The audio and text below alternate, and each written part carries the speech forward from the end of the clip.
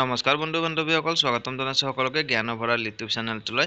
আপোনালোকে থাম্বনেইলটো পাই গমেই পাইছে মই কিহৰ ওপৰত ভিডিঅ' আজি আলোচনা কৰিম। আপোনালোকে স্ক্ৰীনত দেখিব পাইছে গুৱাহাটী হাইকোৰ্টত যিটো ল' ক্লাৰ্কৰ এডভাৰটাইজমেণ্ট ওলাইছে, আজি আমি সেইটো ভিডিঅ'তে আলোচনা কৰিম। আৰু আপোনালোকে স্ক্ৰীনত দেখিব পাইছে টোটেল ভেকেঞ্চি কি আছে, গোটেইখিনি মই এইটো ভিডিঅ'ত আলোচনা কৰিম। বলক পলম নকৰি ভিডিঅ'টো আৰম্ভ কৰোঁ। আপোনালোকে চাওক, স্ক্ৰীনত দেখিব পাইছে এয়া গুৱাহাটী হাইকোৰ্ট এট গুৱাহাটী। এইটো কণ্টেক্সুৱেল বেচিছত পোষ্ট হয়, মান্থলি দিয়া হ'ব 30,000 টকা।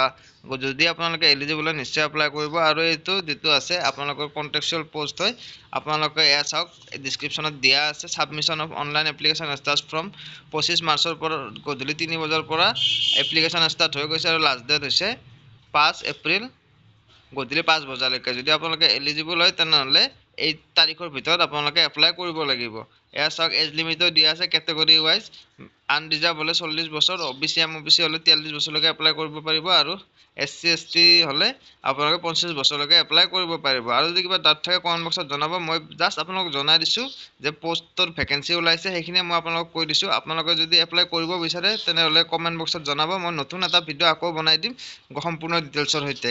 এয়া আছিলে বাছ আপোনালোকক নলেজটো দিছোঁ যে ক'ত পষ্ট ওলাইছে। যদি কিবা ডাউট থাকে কমেণ্ট বক্সত জনাই দিব। ধন্যবাদ।